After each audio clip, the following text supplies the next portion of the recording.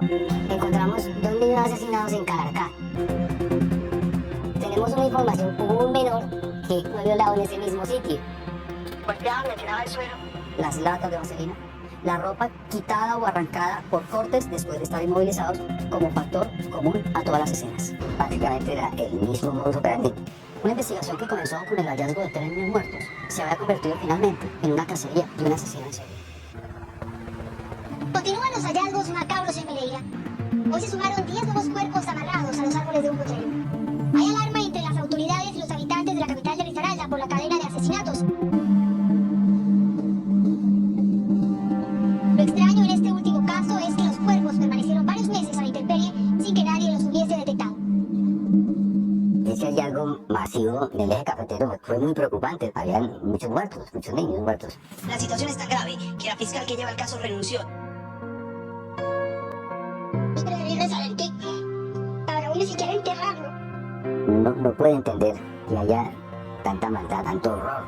Entonces, un fenómeno criminal de esta naturaleza se constituye en una especie de obsesión. Éramos un equipo, se había formado un grupo de trabajo para hacerse cargo de toda la investigación. Teníamos toda la presión de la fiscalía. El grupo de Álvaro Vivas con sede en Armenia tenía que buscar más casos en el eje cafetero. Mientras tanto, Richard Córdoba y yo teníamos que averiguar si existían más casos en el Valle del Cauca. Richard y yo asumimos que debíamos recopilar esa información. Se enviaron oficios de consultas a todas las seccionales sobre casos de niños desaparecidos o de niños muertos, pero las respuestas simplemente no llegaban. Teníamos que ir a buscar la información.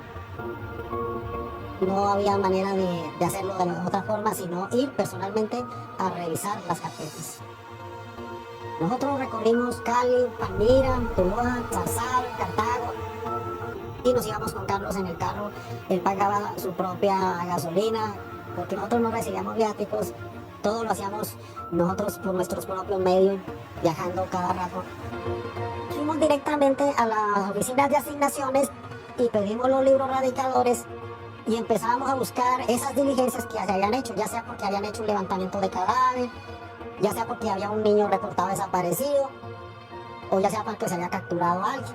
Revisamos en las diferentes seccionales, libro por libro, página por página, tratando de establecer los casos relacionados con nuestro fenómeno. Buscar casos similares para esa época donde no existía la tecnología era una actividad totalmente titánica.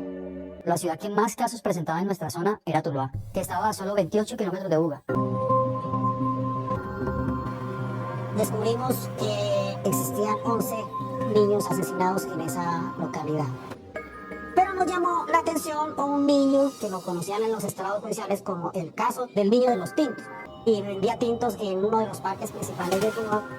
La escena de los hechos nos daba por lo menos una idea de lo que estaba sucediendo. Al niño lo encontraron muy reciente, entonces dio la posibilidad de hacer un estudio de la muerte de ese niño.